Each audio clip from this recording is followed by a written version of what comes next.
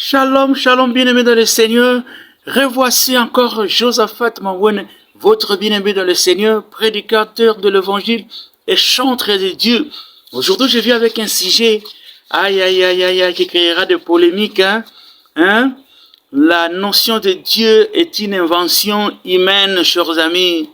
Est-ce que Dieu existe ou il n'existe pas? Partout, quand vous allez dans toutes les cultures, chacun a son Dieu. Chacun invoque son Dieu. Donc, tous les dieux qu'on mentionne dans toutes les traditions sont une invention humaine. On crée des statues à gauche et à droite. On colle à toutes ces statues des noms. Par exemple, Nzamba Mpungu. Là-bas, on parle de Bouddha. De l'autre côté, on parle de Shiva. Quand vous allez de l'autre côté, on cite les noms des gens, soi-disant super puissants, super grands. Ah! Non, je parle de ça parce que je croisais un animiste qui m'a parlé que le Dieu dont on parle là de la Bible, c'est une invention des Blancs. Ce Dieu-là n'existe pas. Nous avons des dieux que nous côtoyons tous les jours. Quand nous invoquons ce Dieu, nous voyons des miracles, nous voyons des signes. Mais le Dieu-là que vous nous prêchez là, est-ce que ce Dieu-là existe réellement? Ah, ça m'a fait de la peine. Je me dis, mon Dieu, au XXe siècle, au XXIe siècle, avec toute l'abondance de la parole qui est prêchée à gauche, à droite, dans tous les réseaux sociaux, on parle de Dieu, les gens croient encore à toutes ces inepties. Genèse 1 dit, au commencement, Dieu créa les cieux et la terre. J'ai dit à cet ami-là, écoutez mon ami, est-ce que tu es venu comment dans la vie? Comment tu respires? Comment peut-tu expliquer l'existence de la faune et de la flore? Comment peut-tu expliquer l'existence des cieux et de la terre? Comment expliquez-vous toutes ces étendues de mers, des océans? Ils sont sortis par génération spontanée, par soi-même. Comment peut-on expliquer que nous sommes dans une planète Terre et qu'autour de la Terre, il y a encore plusieurs planètes? Ils sont sortis d'où?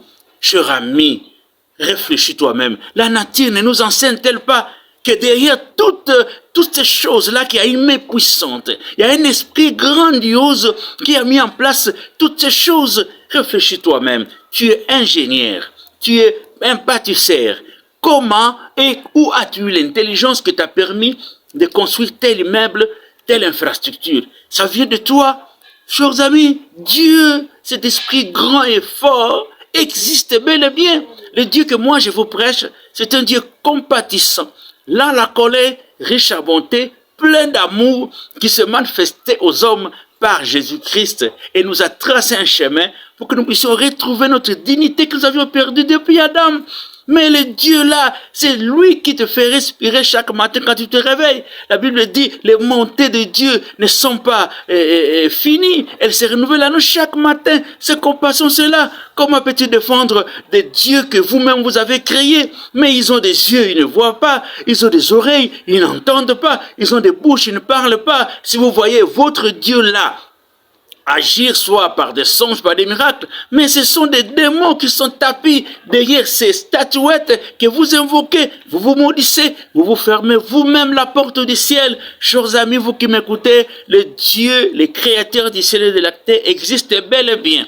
Quand on parle de Jésus, c'est la représentation physique du Dieu invisible, chers amis. Si vous loupez le Dieu véritable, si vous négligez Jésus et l'œuvre accomplie à la croix, l'enfer, c'est votre adresse finale.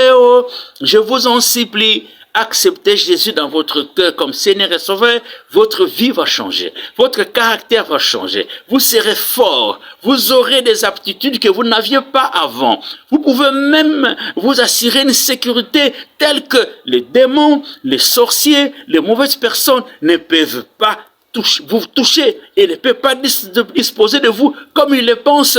Dieu, ce n'est pas une invention humaine, non, ce sont plutôt les hommes qui sont les produits de l'invention divine. Nous avons été créés à son image et à sa ressemblance. Ne faisons pas de l'inversion. Vraiment, pardon. Je finis ici. Que Dieu vous bénisse. Likez, abonnez-vous et partagez. Amen.